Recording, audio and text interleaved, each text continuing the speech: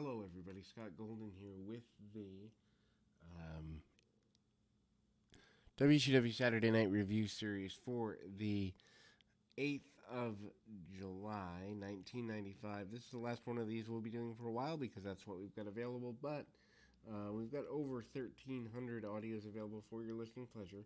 Randy Savage talks about wanting to continue to get his hands on Ric Flair post the Great American Bash series, and that feud actually carries through into the Nitro era within a few months, so that's there.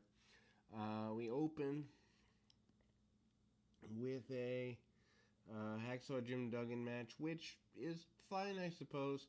Although Duggan, by this point in '95, kind of a afterthought and simply there to pop a crowd, not necessarily there for the betterment of the organization as a whole. Irish whips along with other things and ducks the clothesline and a big body slam attempted by Duggan. Duggan actually sends him into the corner and then slams him and then hits the running clothesline. Then we see the promises of the Taskmaster and the Master, the formation of the Dungeon of Doom, the Shark, aka the former Avalanche, is here, and the transformation is not well explained, so it's kind of goofy to say the very least. But hey, this is WCW in 1995. Who wouldn't expect a little bit of goofy? Speaking of goofy, the Renegade, aka the Ultimate Warrior knockoff, Rick Wilson, who unfortunately later passes due to a act of self-harm, clotheslines, and a bunch of other basic warrior moves, doing Ultimate Warrior mannerisms and all of that. Hit the top rope splash, which the Warrior would never do, so that's that. We continue to go march on forward, and there's a Slim Jim commercial in the middle here somewhere. Jimmy Hart basically on the set of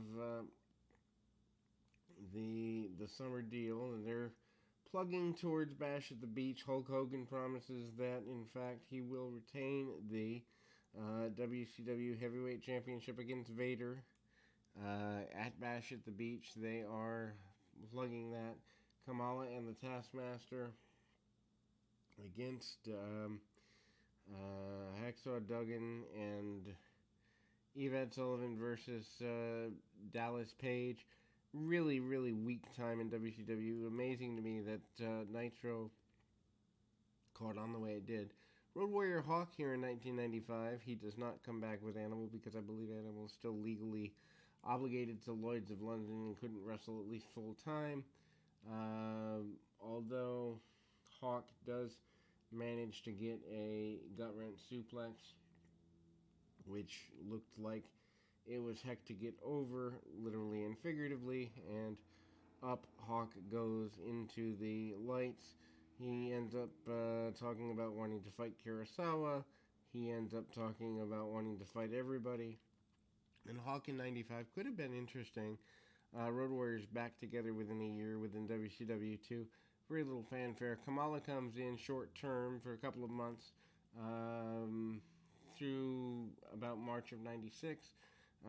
Double chop to the throat, big splash. He's part of the Dungeon of Doom before too terribly long. Vader is hyped for the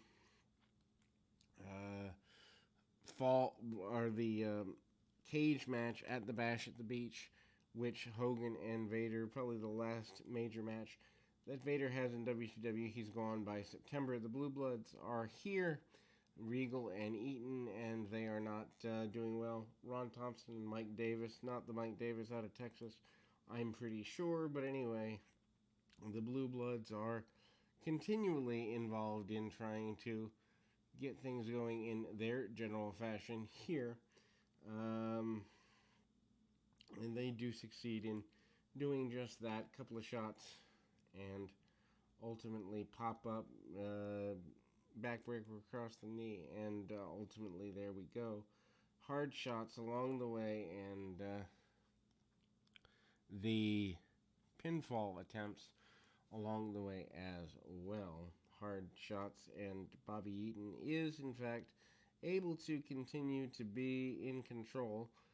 Bunkhouse Buck manages to come out next with Colonel Robert Parker. Buck and Parker still doing the Dick Slater thing at the time, too. Johnny B. Bad is here in all pink, and this is your main match of the evening. Certainly not a great match. Anyway,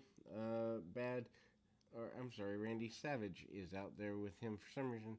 I thought it was Johnny B. Bad, but I think that was a previous week clip that I saw.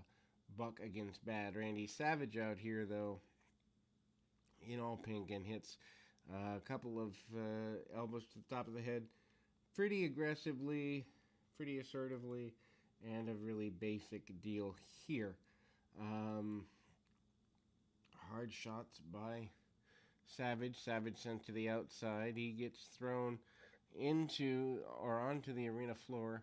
Really basic bring up of the legs by Bunkhouse Buck into the face of Savage. Savage eventually does get the victory, including the top rope elbow drop and the win. Still embroiled in matches with Ric Flair and not wanting to back down. Randy Savage is victorious here, promises to get his hands back on Flair and go to Bash at the Beach and other places, any other place to do so. There is your close for this broadcast. We'll be back with more right after this.